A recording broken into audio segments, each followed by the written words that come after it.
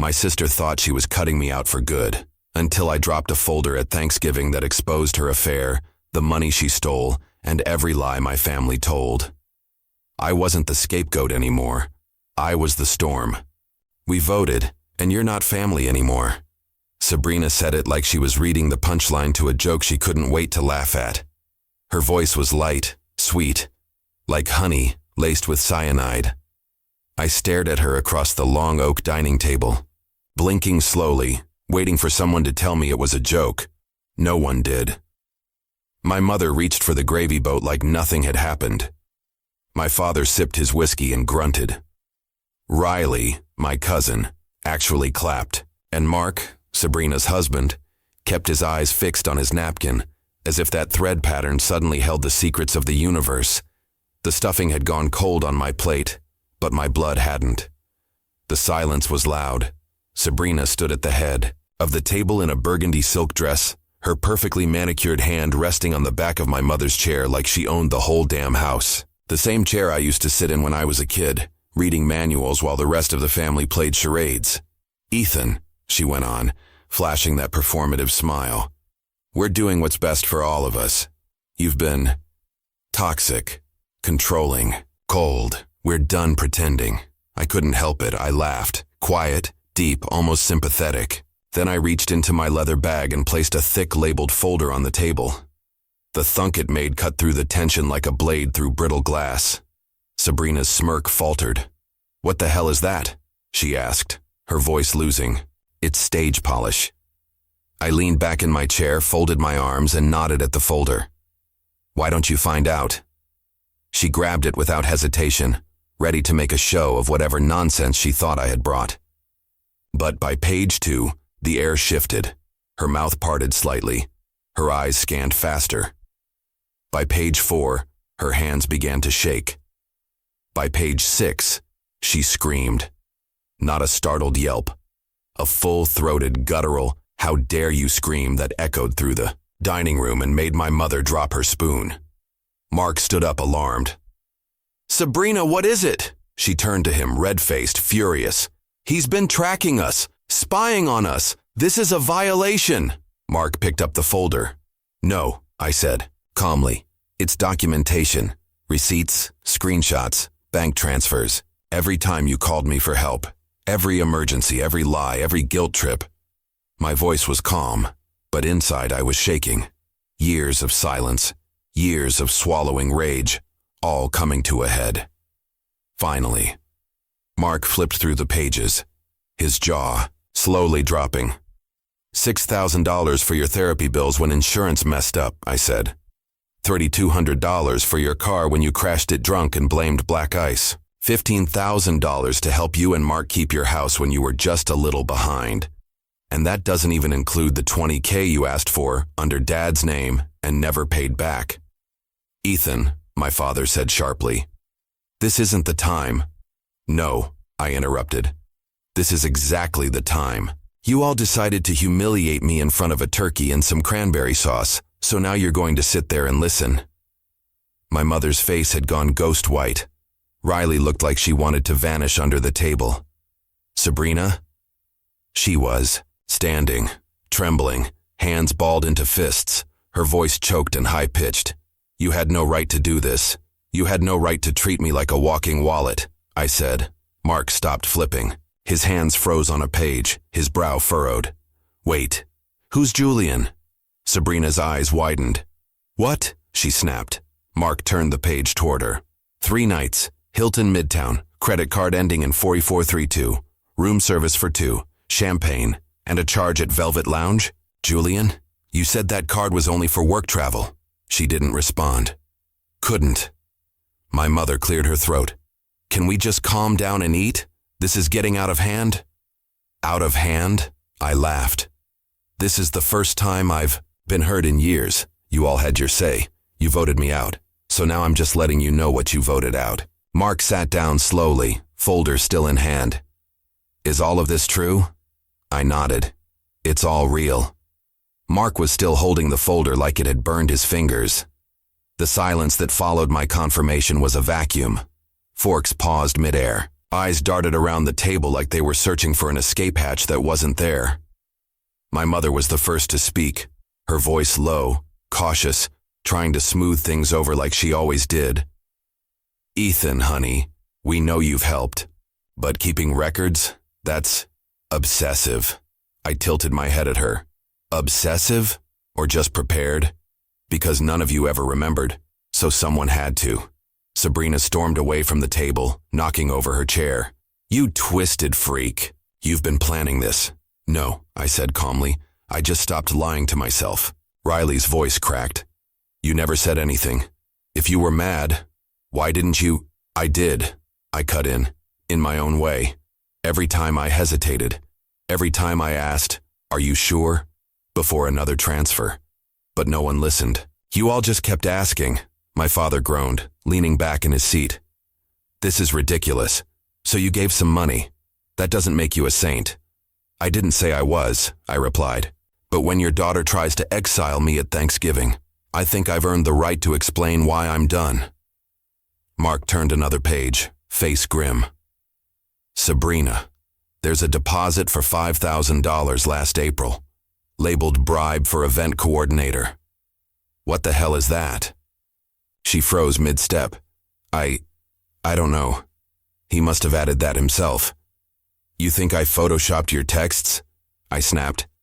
Page 28, bottom half.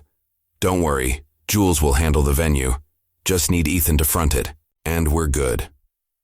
That's your text, Sabrina. Dated, time-stamped, screen-recorded. Go ahead, try to lie. Her face went beet red. Her hands trembled with the rage of someone cornered, unmasked.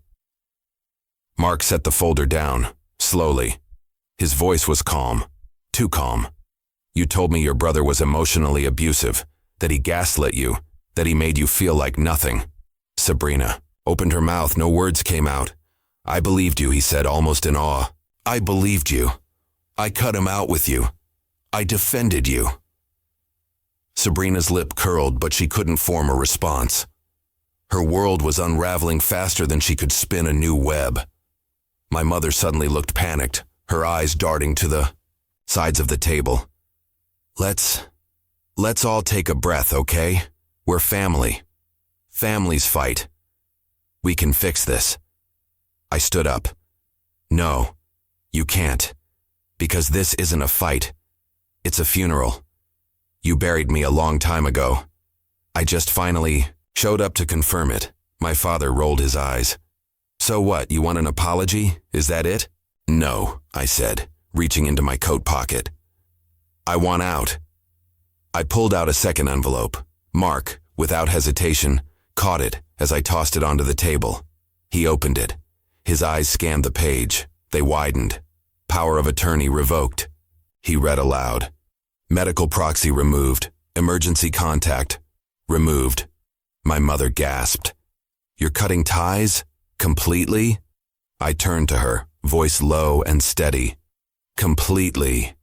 You're being dramatic, she said, now teary-eyed. You can't just walk away from your family. Watch me. Sabrina's voice cracked from across the room. You'll regret this. You need us. I looked her dead in the eye. No, I needed you. You just liked me better when I was quiet and paid for everything. That night I didn't go straight home. I pulled off the highway at a rest stop near the lake where Dad used to take me fishing. I sat on a frozen bench, watching the wind cut across the water. For the first time in years, no one was waiting on me.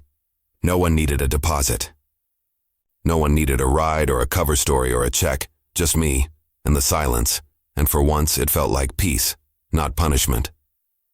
The folder wasn't just evidence, it was a timeline, a monument, a forensic autopsy of a dead relationship. Mark sat with it like it was radioactive. Sabrina paced the kitchen like a caged animal. My mother cried softly into her napkin. Riley kept rereading one page in the middle, her eyes wide. And my father, he just drank. I sat still, calm.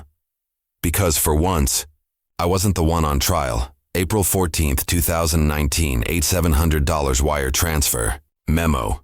Urgent dental surgery. Sabrina told me she cracked a molar. that the pain was unbearable, that insurance denied her. The truth? Veneers. She'd posted the new smile on Instagram with a caption, "New teeth, new me." June 3rd, 2020, $12,000 bank deposit. Memo. House crisis. Don't ask, just help. Mark lost his job. Sabrina called me sobbing, said they'd be homeless. 2 weeks later, they posted photos from a weekend getaway to Sedona, spa robes, champagne, views of Red Rock Canyons, August 27th, 2021. $6,400 Venmo total, split over 11 transfers, Riley's tuition gap. She called me from a stairwell at school, crying, said she'd have to drop out. I paid it without hesitation. Never heard back until now, when she clapped as I was voted out. March 12th, 2022, $5,500. Sabrina's emergency therapy bills for her daughter Lila. But the receipts in the folder showed that most of that money went to hire a wellness coach and rent a cabin for a weekend mother-daughter bonding retreat. Dozens. More from back surgery that was actually a facelift consultation for my mother, to a credit card hack that turned out to be my dad, losing thousands gambling online. Each page had screenshots, texts begging, bargaining, flattering. Then when I hesitated, gaslighting, guilt trips, insults, "Of course you'd help. You don't have a family of your own. Must be nice to have money and no one to share it with. You don't get real stress. You just work and sleep. You're not really living, Ethan." And my personal favorite, scribbled in Sabrina's own words on a private Facebook thread she thought I couldn't see. "He's just a walking ATM with abandonment issues. Give him a sob story and he folds." Every time. Mark read that one out loud. Then he looked up slowly, like he couldn't believe who he'd married. "Sabrina," he said, voice quiet, trembling. "Did you really write this?" Sabrina crossed her arms, eyes shining with rage. "I was venting. It's not literal." "Was the hotel in Chicago not literal?" he snapped. "Or the Uber receipts to Julian's apartment? Or the necklace I paid for that was in his Instagram post 2 days later?" She froze. "I thought you said Ethan was harassing you," Mark continued, holding the folder like it was evidence in a trial. "You told me he was manipulative, cruel, emotionally distant. He is. Look at what he did. Keeping records? Printing this out? That's deranged." "No," Mark said, voice firm now. "That's meticulous. That's called truth." Sabrina turned to me, eyes wild. "You ruined everything." I didn't flinch. "No, I just stopped cleaning up your messes." My mother finally stood, hands shaking. "Ethan, please, whatever we did." "It wasn't just one thing," I said. "It was all of it. Every time you thanked me with a smirk. Every time you whispered about me behind my back. Every time you forgot what I gave while calling me selfish." "You're still our son," she said, tears running down her cheeks. "No," I said. "I was your safety net, your bank, your scapegoat, but never your son." The next hour passed in silence. No one touched their food. Mark left first, folder in hand. He didn't say goodbye to Sabrina. He didn't even look at her. Riley left, next, muttering something that might have been, "I'm sorry," but I didn't answer. My mother cried. My father poured another drink. And me, I stood, grabbed my coat, and said the words that had been burning a hole in my chest for years. "I'm done being the glue holding this broken thing together. From now on, figure it out without me." For 3 days, there was nothing. Not a text, not a call, not a guilt-laced meme or a half-hearted just checking in. It was beautiful. I woke up on Black Friday with the sunlight creeping through my apartment blinds and no pressure in my chest. No notifications, no "Ethan, can you?" No, "Sorry to bother you," but just silence. Pure, golden silence. It wasn't until the third morning, Sunday, that the storm broke. First it was my mom, a missed call, then another, then a voicemail. "Ethan, sweetheart, we were all upset. Your sister, she was emotional. I know it didn't come out right, but we didn't mean to hurt you. We're still your family. Call me, please. We need to talk." I didn't reply. An hour later, Sabrina. I hope you're happy. Mark left. Lily keeps asking why he's not home. You've ruined everything. Something is really wrong with you. Then came my dad. You took it too far. What you did was nuclear. Your mother's a wreck. You need to come fix this. That word stuck, fix, as if it was still my job to mend what they broke. I turned off my phone and went for a walk. For the first time in years, I noticed how quiet the world could be when no one was tugging at your sleeves. Leaves crunched under my boots. I bought coffee from a little cafe on the corner that I'd passed 100 times but never stopped at. I sat in the park with no destination and no deadline. It felt like stepping out of a cage I hadn't even realized I was locked in. Over the next week, I did things I hadn't made time for in a decade. I made a doctor's appointment, a dentist's appointment. I started therapy. Real therapy. Not the kind where you vent once a month. The kind where you unpack the whole damn suitcase and find things you forgot you'd packed.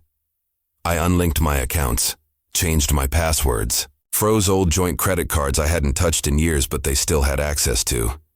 I went through old group chats and deleted them. Then I blocked Sabrina, my mother, my father, Riley. It wasn't dramatic. It was quiet, final, like turning off a light in a room you'll never enter again. But silence is something people like them can't stand. 2 weeks later came the letter. Handwritten. No return address. But I recognized the handwriting instantly. My mother's loops and curls. Dear Ethan, we said things we didn't mean. You've always been the strong one. We didn't realize how much we leaned on you. Your father hasn't been sleeping. Sabrina's struggling. We're all worried about Lily. She keeps asking about her uncle. We know we failed you. But we're still your family. We're underwater on the mortgage. The bank called. We just need a little help. One last time. Then we'll never ask again. Please do it for your father. Do it for the family. I read it, folded it, tossed it in the trash. Because it wasn't an apology. It was a fishing line baited with guilt. Then came the calls from unknown numbers. I stopped answering, but they got creative. A man named Kyle left a message claiming to be my father's financial advisor. Mr. Hale, your father asked me to reach out regarding some adjustments to the family trust. We understand you're still listed as primary contact, just looking for cooperation. I had already revoked all authority. They were hoping I didn't remember. I did. Another call. A voicemail from Riley. I didn't know how much you helped me. I saw the screenshots. I was stupid. You didn't deserve what happened. But please, Sabrina's a mess. And Lily misses you. And the ask always followed. Every time. It wasn't about regret. It was about access. Around Christmas, it got ugly again. A photo text from my mother. Their living room. Tree barely decorated. Stockings. Limp on the wall. No gifts under the tree, just a wide open space. It doesn't feel the same without you. No apology. Just implication. Look what you've done. Look who you're hurting. I didn't reply. On Christmas Eve, Sabrina texted again. Say what you want to me, but don't punish Lily. Just come by. She keeps asking. Also, we're behind on the house. The bank called again. Thought you should know. There it was, wrapped in sentiment, hidden in concern, but always the same, the ask, that night. I sat by my little fireplace with a glass of wine and no lights except the glow of flame. No noise, no guilt, no cold sweat waiting for the next family meltdown to become my emergency. Just quiet, just peace, just mine. New Year's came and went. I didn't hear anything for a while. But in early January, a letter arrived. No name, just an address. I hadn't seen in years. Inside was a printout, a bank statement with my parents' names on it. The house was in foreclosure, the retirement fund was dry, and on the bottom, in block letters, a note. You're still blood. I burned it in the sink. That week I made the biggest decision of all. I packed a bag, booked a flight. I moved. Not because I was running, but because I was finally free to go. No more staying close to home. No more worrying. Who will take care of them if I leave? I started over in a new city, a new apartment. I changed my number, got a new job. No one here knows my family name. No one here knows what I walked away from, and for the first time since I was 19, I started sleeping through the night. I took walks, bought a plant, read a book cover to cover, cooked for myself without rushing out the door to solve someone else's emergency. I even smiled, genuinely smiled, at nothing. And then one day, walking home from the coffee shop, I ran into a woman named Mara. We talked for 15 minutes about absolutely nothing. And afterward, I realized it was the longest I'd spoken to another person, in months, without once having to explain myself, or fix something, or feel guilty for just existing. That night, I journaled 2 words. I'm healing. I didn't regret the money, not really. What I regretted was how long it took me to realize they never saw me as anything more than a utility, a backup plan, a last resort. They didn't miss me. They missed what I gave them. And when I stopped giving, I stopped existing to them, but I'm done living in debt, emotional or otherwise. The last message I ever received came in early March, a card, no envelope, just a torn scrap of printer paper, written in rushed handwriting. 3 words. We're still family. No name, no address, no return message. Just one last guilt trip trying to worm its way into my peace. I didn't even feel angry, or sad, or vindicated. Just nothing. I threw it away and made dinner. Desperation doesn't always come with raised voices. Sometimes it comes dressed in calm, in courtesy. Just wondering if we could talk. By mid-March, the calls stopped. The texts dried up. But desperation has a scent, and I could smell it miles away. It began with a knock. I opened my apartment door and saw a man in a navy windbreaker, maybe late 40s. Neutral face, polite smile. "Mr. Hale?" he asked. "Yes," I said, guarded. "My name is Mark Caldwell. I represent a private estate management firm. Your father reached out regarding an unresolved matter involving the Hale Family Trust. He mentioned you were once listed as executor." "Once. Not anymore." I crossed my arms. "It was revoked last year. All legal responsibilities were signed off and confirmed. He should know that." Caldwell nodded slowly. "Yes, sir. He's aware. But given the current financial strain, he asked if you'd be willing to reconsider. There's concern regarding potential asset forfeiture. Your oversight could prevent that." There it was. Not an apology, not a plea for forgiveness, just a request to step back into the trap. Nicely worded, professionally framed, but the collar was still there. They just polished it first. I didn't answer. He extended a plain folder toward me. "You don't have to answer today. Just review it. See if it's something you'd consider helping with." "I'm happy to explain the clauses." "I won't read it," I said. He blinked. "Excuse me?" "I'm not interested. You can tell my father, if he still calls himself that I won't be participating. Not now. Not ever again." There was a long pause. Then he nodded and walked away. I shut the door and leaned against it, breathing deep. They were losing everything, and still, they thought I'd come back. That week, I received 5 voicemails, 1 from a blocked number, 1 from Sabrina's old boss, 2 from unknown numbers, and 1 from an unfamiliar woman who introduced herself as Teresa, my mother's former friend.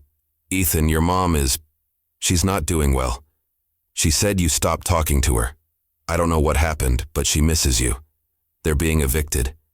If you have it in your heart." I hung up halfway through. The next day, a thick manila envelope appeared in my mailbox. No return address. My name was typed in block letters. Inside, a letter. 3 pages. Written by my father. "Son, I know you think I'm a coward. Maybe. You're right. Maybe I should have stood up for you more. Maybe I should have stopped Sabrina years ago when she started leaning on you too hard. Maybe I should have done a lot of things, but right now we're out of options. The house is underwater. The trust is frozen. Your mother's health isn't good. And Sabrina, well, Sabrina's been quiet. That's how I know she's truly broken. Lily cries for you. I hear her every night. I'm not asking you to forget. Just help us through this. Just this once. After that, we'll disappear. We won't ask again. You're still my son. No matter what happened. Dad, I stared at the signature. My son. Now I was his son. When I paid the mortgage, I was a utility. A transaction, a means to an end. Now that they were sinking, I was his son again. I folded the letter, then I tore it in half. And again, until the pieces were too small to carry meaning. Then I flushed them. I told my therapist everything about the Thanksgiving dinner, the folder, the voicemails, the agents, the fake friends with borrowed guilt. She nodded, listened, and said just one thing. You're not responsible for their collapse just because you chose not to hold them up anymore. And that truth sat heavy in my chest, not painful, just final. That weekend I went hiking. No phone, no service, just a thermos of coffee and a trail map. The quiet was real, not because no one could reach me, but because I no longer cared if they tried. When I came back into service range, there were 2 new texts, one from a number I didn't recognize. I know you hate me, but Lily doesn't. Please, she deserves better than this silence. I deleted it. Then another. I lost everything. He left me. They all left. But you walked away like it meant nothing. You were supposed to be better than us. But you're just bitter and alone. Sabrina. I turned off my phone again. Weeks passed. Spring thawed the edges of winter. The air grew warmer. I found myself waking earlier, eating better, sleeping deeper. Sometimes I'd walk past parks and watch fathers with their daughters, laughing, running, sharing ice cream. It made something ache inside me, but not in grief, in clarity. That could have been me. If I had stayed, if I had kept saying yes, kept apologizing for needing boundaries, I would have missed this freedom, this possibility. In late April, I got a package, a small cardboard box with my name, no return label. Inside, a bracelet, child-sized, beaded. The letter E in the center, and a note. She made this in art class. She still calls you her favorite person. No signature. No demand. Just that. I held the bracelet in my hand for a long time. Then I placed it in a drawer. Not out of hate, but because love doesn't survive and rot. It needs honesty, accountability, not guilt, not manipulation. That night I wrote a letter, not to them, to myself. You did what they wouldn't. You chose truth. You chose peace. You chose yourself. And the version of you that gave everything, he wasn't weak. He was just tired. You don't owe them your peace to prove you're good. You just owe yourself the right to live. Keep going. They kept reaching, through friends, through distant cousins, even once through a church bulletin where they listed a prayer request for their estranged son. But I stopped reacting, stopped explaining, stopped proving, because that's what they really wanted. Not reconciliation. Just access. Just a hand reaching through the door I had finally locked. But this time, I wasn't answering. I started volunteering again. A small literacy program. 2 hours a week, I helped kids read. They didn't know my past, didn't care about my silence. They just lit up when they learned a new word. And one day a little girl named Maya handed me a drawing of a stick figure with big curly hair and a red shirt like mine. Mr. E, she said proudly. It's you.